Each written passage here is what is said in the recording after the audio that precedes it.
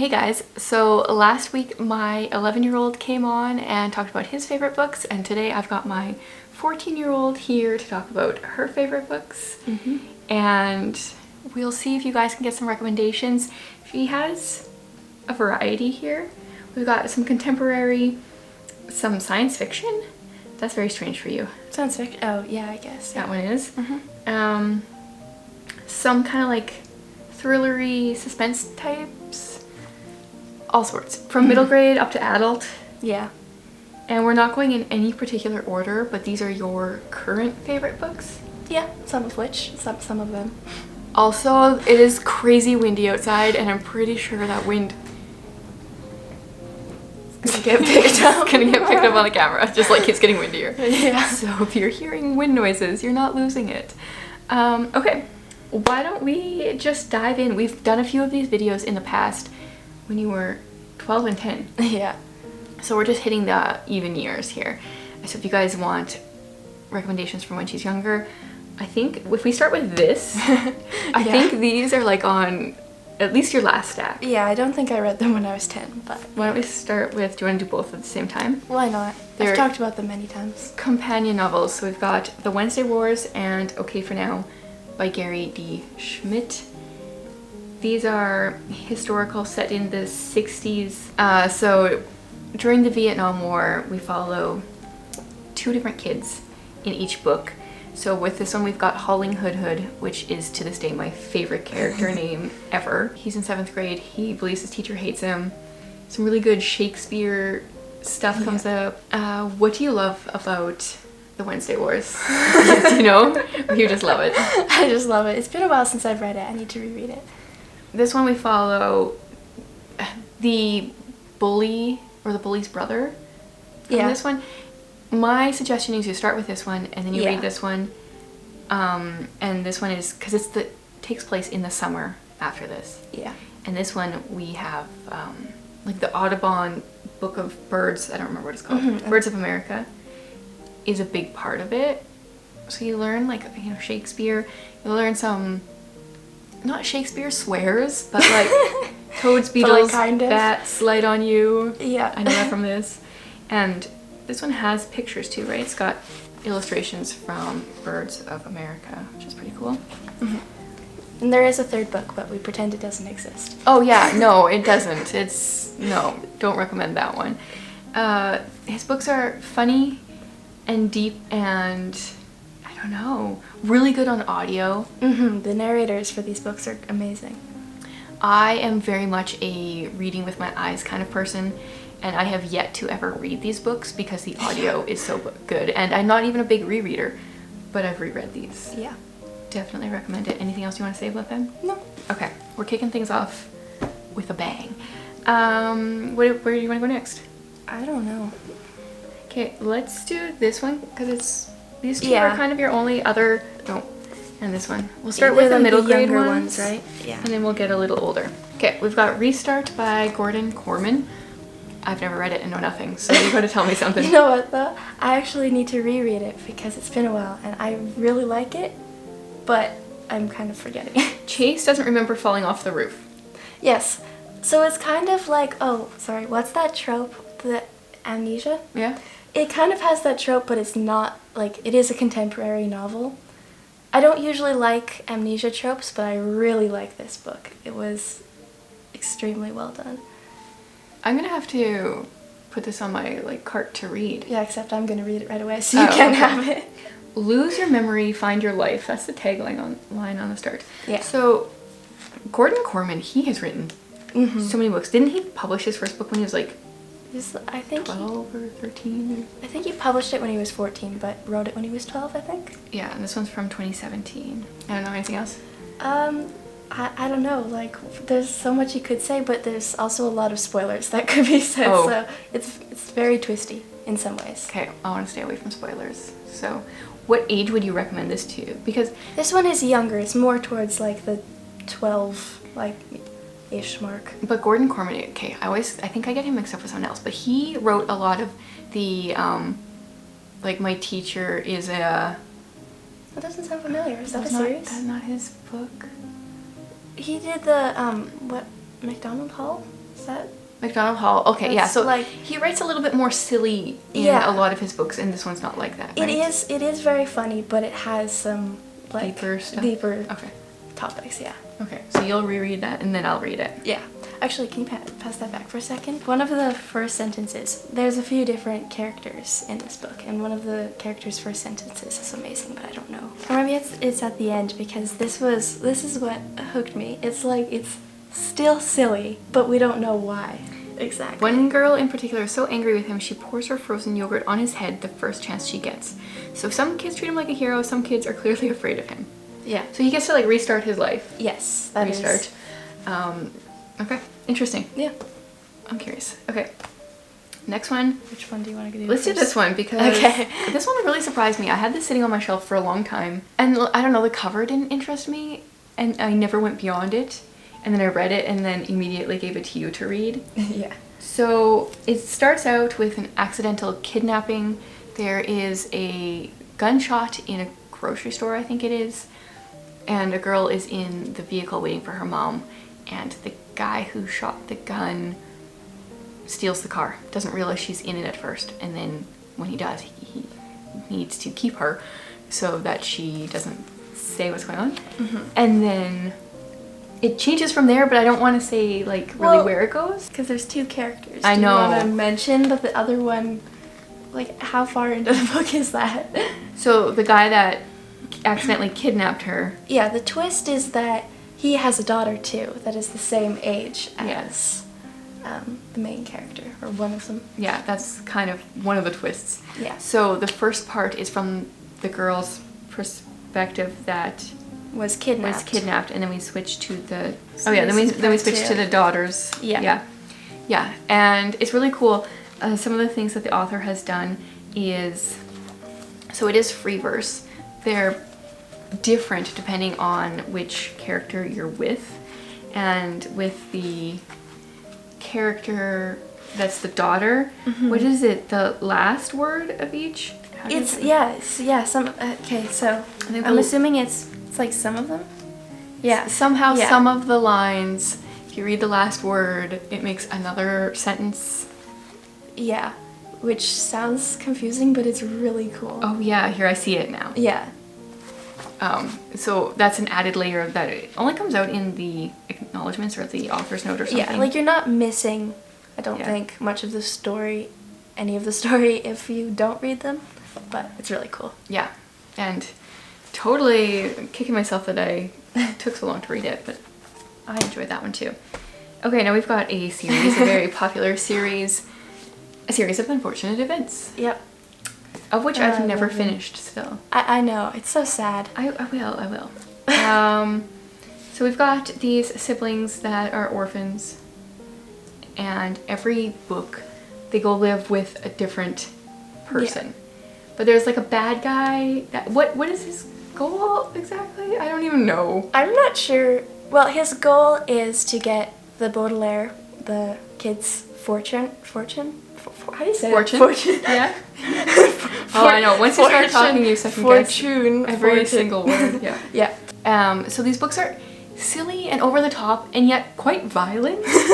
Like we did at times, first 3 or 4 on audio together years ago, and there are some like whoa, but they never bothered you. Like it's not like it was traumatizing because it was a little too far out there. Yeah. So there's 13 books in the series. Yes. Yeah. So I will finish them one day. Okay. Now we're moving into YA, let's say. Yeah. All Fall Down by Ali Carter. This is a trilogy. Yeah. Where we follow Grace. Oh yeah. I always forget her name. The back sums this up perfectly. Grace Blakely is absolutely certain of 3 things. 1, she is not crazy. 2, her mother was murdered. And 3, someday she's going to find the killer and make him pay. This book is amazing. I'm not the killer. This book is amazing. And then one thing we find out at the beginning is that Grace has been in counseling for years. So she saw her mother get murdered, and she's a little... People do think she's crazy. So she is a little bit of an unreliable narrator in the fact that we, like, I don't know, she does a few things that are strange. this takes place in a fictitious country, and her grandfather works for the embassy. So it's the Embassy Row series. And yeah, really, it's her trying to find the killer. Very good. Definitely have all the books lined up. Mm-hmm. Anything you want to add other than trying to knock me out with the book? No, I don't think so. Okay. And then we'll stay in the Ally Carter vein and go on to... Not If I Save You First. And this one is a standalone. Yes. See, she's got such good, like, lines. So here, find the boy, save the boy, kiss and kill are crossed out, make the boy pay for what he did to you. Mm-hmm. Can you explain this one? Because I always forget how this one starts. Okay, so... Oh, man. So years ago, our main character... Yeah, there's two main characters, one of which is the President of the United States' son, and then the other is his best friend, Maddie. So they're Maddie and Logan. And at the very beginning of the book, Maddie's dad that is shot, and then they move to... Alaska, that's what it's called. Yeah. Arizona. A little different. Geography. Yeah. And then all of a sudden... And so she doesn't hear from Logan for 6 years. That's what it says. Yeah, okay. I really need to reread this. I think it said somewhere. Yeah, 6 years later. So, and then all of a sudden, Logan shows up. Yes. And someone's after them. Yeah. We'll leave it there. It's very, very thriller, but not, like, as intense as some thrillers. Like, it's a good one for your age, And Ally Carter's sense of humor is good, too, so that really balances it out. Yes, that is true. Yeah, she's really good at that. Perfect. That was an enjoyable one. I think this one is YA. So let's go with this one. 100 Days of Sunlight by Abby Emmons. When life knocks you down, get up. I read this book this summer, not expecting to like it, and it ended up being a 5-star book for me. So, when 16-year-old poetry blogger Tessa Dickinson is involved in a car accident and loses her eyesight for 100 days, she feels like her whole world has been turned upside down. So her grandparents end up hiring this boy to help her with her blog. Yeah, he types her poetry for her because she can't see. Right. And I mean, it's kind of a romance story, but at the same time, it's like got layers, many layers deep. The boy that volunteers, he has no legs, and so we kind of get to know that story throughout here, and it's pretty intense. And yeah, it's so good. It's very good, very good. Definitely recommend it. Next up, we can go anywhere from here, I feel like. Yeah, I read these two really. Okay, well, let's do this one. Close. This one's like an outlier because it is only fantasy. It's fantasy science fiction. Yeah. We've got The Frugal Wizard's Handbook for Surviving Medieval England by Brandon Sanderson. What happens? A man awakens in a clearing in what appears to be medieval England with no memory of who he is and where he came from or why he's there. This is another amnesia trope. For not liking this trope, I read a lot, apparently. You do. Yes, okay. This book is hilarious. Also, there's pictures, okay? Mm-hmm. Bits of The Frugal Wizard's Handbook. They're so funny and so cute. It's awesome. Yeah, so we follow this guy as he arrives in medieval England and has no idea why or what. Anything you want to say? Things you like about it? One of the pages with the picture. What did you like? Anything in particular? There's lots of humor. Yes, and I like humor. Our main character is constantly giving things ratings. Right. Oh no, I forgot about that. That's hilarious. It's like he rates a tree 5 out of 5 or whatever, and or it's lacking this, so it's only 4 out of 5. It's pretty funny. This one was a surprise. I didn't think you would love this one as much as you did. Yeah, but I liked this one more than I liked Tress of the Emerald Sea, surprisingly. Which is a very unpopular opinion. I mean, most people do enjoy both, but most people enjoy the other one better. Yeah. I really liked this one. Okay, now we've got two that are adult Christian fiction. Well, we've got 3.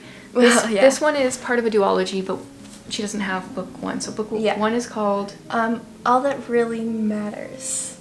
Yeah, you got that right. Yeah. And then we've got All That It Takes. I haven't read this, so tell me about it. Oh, do you want me to tell you about this one? No. Because that's the thing. I'm going to hold this. We're going to talk about book 1. Yeah. Because we don't want to spoil things for book 2. Yeah. Like, so book 1 and 2 have different main characters. There's 2 main characters for both of them. But this one has the perspectives of the main character in book 1's brother and best friend. Okay. So they're both romance novels, but like 100 Days of Sunlight, they go much deeper than that. So all that really matters is about Molly Mackenzie, who is a fashion/style influencer. And you said she's supposed to be... She enters some kind of contest or something? Yeah, she is entered into a contest. She is. Oh, somebody enters her yeah. into a contest. And then she ends up having to work with teenagers that have aged out of the foster care system. Yeah. I'm assuming, I don't know, my assumption is that she goes in with ideas of knowing everything, like knowing what should be done, and then... Yeah, well, she's like the classic middle grade cheerleader girl that's in every single book ever, except like late 20s. So... Okay, yeah, these are on my like want to read list. Yeah, they're really good. We just need book 1. Last one is The Nature of Small Birds by Susie Finkbeiner. Okay, this one is very difficult to explain. Do you want me to explain it? Yeah. So we follow 3 different characters in 3 different timelines. Our main character is a different person than all 3 of those, really. Yeah. So we follow this woman named Linda in 1975. She's the mom of the family. In this time period, they are adopting a girl from Vietnam. We follow the sister, so Linda's daughter, Sunny, in the 80s. And so we get a look at the adopted girl in her teens. The adopted girl's name is Mindy. Yeah. And then we follow Bruce, which is the dad, in 2005-ish? 2015, 16, 15? I think. Well, whatever it was. 2013. Oh. And then so we get a look at Mindy when she's an adult and she's kind of wondering about where she came from, kind of thing, yeah. Right? So it's a very strange book to explain because Mindy is really our main character. Yes. But we never get her perspective. No. So, yeah. Tears? Did you cry? Did I? I did. I might have a little bit, or I almost did. And then what was the other one? We'll just throw out the name of her other one. All Manner of Things. All Manner of Things, because that was my problem. I read All That Really Matters. All That Really Matters, All Manner of Things, and All That It Takes within like a month and a half. Yeah. And I cannot get them straight for the life of me. Yeah. Definitely recommend Susie Finkbeiner's books. Mm-hmm. This one is the best in my opinion. Yeah, I haven't done The All-American, is that what it's called? We've both read this Stories That Bind Us. Yeah. And I really liked that one, but not as much. And then The All-American, yes. Yeah. That's her one about baseball. That one, I don't know. I'll probably read it yet, but I don't know. Yeah. I mean, it was good, but yeah. It was just not as good as this one. Good as this one, yeah, for sure. Well, there's your stack of books. Mm-hmm. Thank you for joining us. Thank you for having me. Oh, yes. If you guys have book recommendations for Reika, especially if it's contemporary, yeah, has some humor, but like also some packs a punch, yeah, drives a knife through the heart a little bit. Those are the kind of books that she likes. Yeah. With a few like outliers in there that yeah. totally don't fit that criteria. So leave your recommendations below, and thanks for hanging out with us today.